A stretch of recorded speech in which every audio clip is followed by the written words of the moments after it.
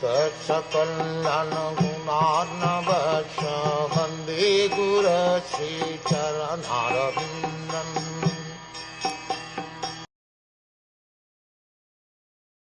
The personality of Godhead, Lord Sri Krishna, is in every living being along with the individual soul, and this fact is perceived and hypothesized in our acts of seeing and taking help from the intelligence. The general argument of the common man is that since the Lord is not visible to our eyes, how can one either surrender unto him or render transcendental loving service unto him? To such a common man, here is a practical suggestion given by Srila Shukdev Goswami as to how one can perceive the Supreme Lord by reason and perception. Actually, the Lord is not perceivable by our present materialized senses, but when one is convinced of the presence of the Lord by a practical service attitude, there is a revelation by the Lord's mercy, and such a pure devotee of the Lord can perceive the Lord's presence always and everywhere. He can perceive that intelligence is the form direction of the Paramatma plenary portion of the personality of Godhead. The presence of Paramatma in everyone's company is not very difficult to realize, even for the common man. The procedure is as follows. One can perceive one's self-identification and feel positively that he exists. He may not feel it very abruptly, but by using a little intelligence, he can feel that he is not the body. He can feel that the hand, the leg, the head, the hair, and the limbs are all his bodily parts and parcels, but as such the hand, the leg, the head, etc., cannot be identified with his self.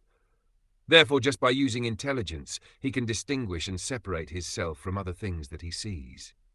So the natural conclusion is that the living being, either man or beast, is the seer, and he sees besides himself all other things. So there is a difference between the seer and the seen.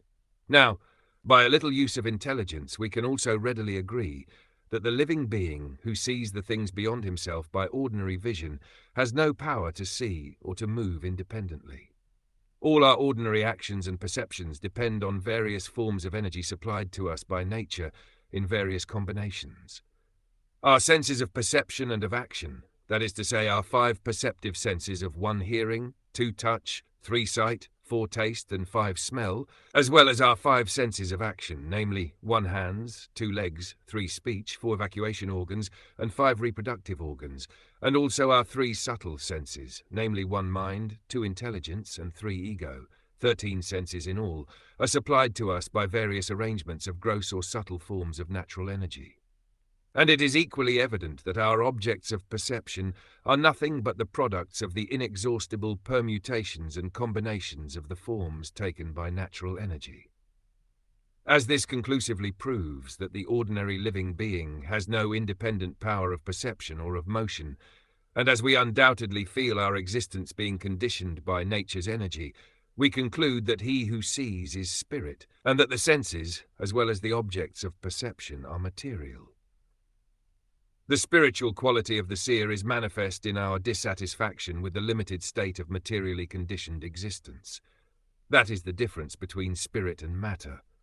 There are some less intelligent arguments that matter develops the power of seeing and moving as a certain organic development, but such an argument cannot be accepted because there is no experimental evidence that matter has anywhere produced a living entity. Trust no future, however pleasant. Idle talks regarding future development of matter into spirit are actually foolish, because no matter has ever developed the power of seeing or moving in any part of the world. Therefore, it is definite that matter and spirit are 2 different identities, and this conclusion is arrived at by the use of intelligence. Now we come to the point that the things which are seen by a little use of intelligence cannot be animate unless we accept someone as the user of or director of the intelligence. Intelligence gives one direction like some higher authority, and the living being cannot see or move or eat or do anything without the use of intelligence. When one fails to take advantage of intelligence, he becomes a deranged man, and so a living being is dependent on intelligence or the direction of a superior being. Such intelligence is all-pervading. Every living being has his intelligence, and this intelligence, being the direction of some higher authority, is just like a father giving direction to his son. The higher authority, who is present and residing within every individual living being, is the Superself. At this point in our investigation, we may consider the following question. On the one hand, we realize that all our perceptions and activities are conditioned by arrangements of material nature, yet we also ordinarily feel and say, I am perceiving, or I am doing. Therefore, we can say that our material senses of perception and action are moving because we are identifying the self with the material body, and that the superior principle of Superself is guiding and supplying us according to our desire. By taking advantage of the guidance of Superself in the form of intelligence, we can either continue to study and to put into practice our conclusion that I am not this body, or we can choose to remain in the false material identification, fancying ourselves to be the possessors and doers. Our freedom consists in orienting our desire either toward the ignorant, material misconception or the true, spiritual conception. We can easily attain to the true, spiritual conception by recognizing the Superself, Paramatma, to be our friend and guide, and by dovetailing our intelligence with the superior intelligence of Paramatma. The Superself and the individual self are both spirit, and therefore the Superself and the individual self are both qualitatively one and distinct from matter. But the Superself and the individual self cannot be on an equal level, because the Superself gives direction or supplies intelligence, and the individual self follows the direction, and thus actions are performed properly. The individual is completely dependent on the direction of the Superself, because in every step the individual self follows the direction of the Superself in the matter of seeing, hearing, thinking, feeling, willing, etc. So far as common sense is concerned, we come to the conclusion that there are three identities, namely matter, spirit, and superspirit. Now, if we go to the Bhagavad Gita, or the Vedic intelligence, we can further understand that all three identities, namely matter, individual spirit, and the superspirit, are all dependent on the Supreme Personality of Godhead. The Superself is a partial representation or plenary portion of the Supreme Personality of Godhead. The Bhagavad Gita affirms that the Supreme Personality of Godhead dominates all over the material world by his partial representation only.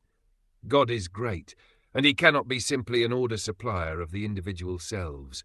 Therefore, the Superself cannot be a full representation of the Supreme Self, Purushottama, the absolute personality of Godhead. Realization of the Superself by the individual self is the beginning of self-realization, and by the progress of such self-realization, one is able to realize the Supreme Personality of Godhead by intelligence, by the help of authorized scriptures, and principally by the grace of the Lord.